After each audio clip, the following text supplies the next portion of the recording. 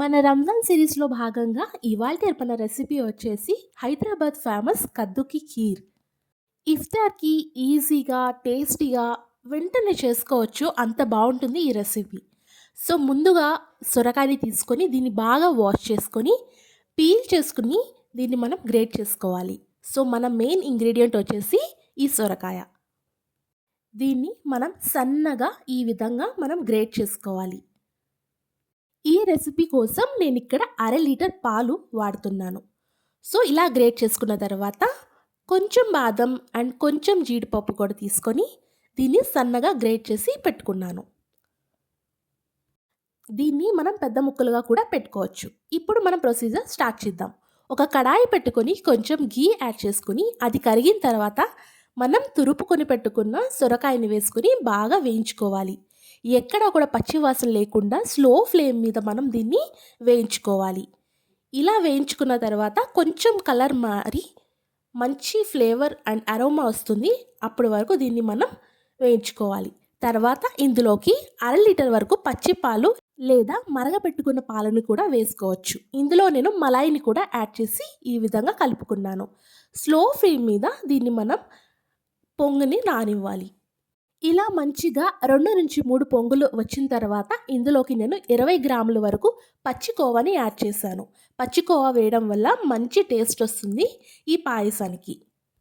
కోవా మొత్తం పాలల్లో బాగా కరిగి వచ్చేంత వరకు మనం దీన్ని కుక్ చేసుకోవాలి.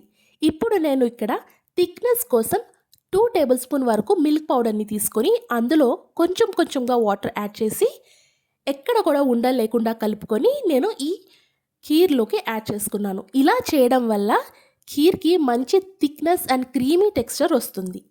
ఇలా వేసుకుని కలుపుకోవాలి. ఇప్పుడు నేను స్వీట్నెస్కి సగం కండెన్స్డ్ మిల్క్ అండ్ సగం పంచదారని వాడుతున్నాను. మీకు కండెన్స్డ్ మిల్క్ ఇష్టం లేకపోతే మొత్తం పంచదారే వాడుకోవచ్చు. ఇక్కడ నేను పావు కప్పు వరకు కండెన్స్డ్ మిల్క్ లేదా మిల్క్ మేడ్ని వాడాను అండ్ పావు కప్పు వరకు పంచదారని వాడాను. సో, స్వీట్నెస్ని మీకు ఇష్టమైనట్టు మీరు అడ్జస్ట్ చేసుకోవచ్చు. తర్వాత వేరొక స్టవ్ మీద నేను డ్రై ఫ్రూట్స్ని ఈ విధంగా ఘీలో నేను వేయించుకుంటున్నాను. ఇక్కడ స్టార్టింగ్లో నేను 1 టేబుల్ స్పూన్ ఘీని మాత్రమే వాడాను.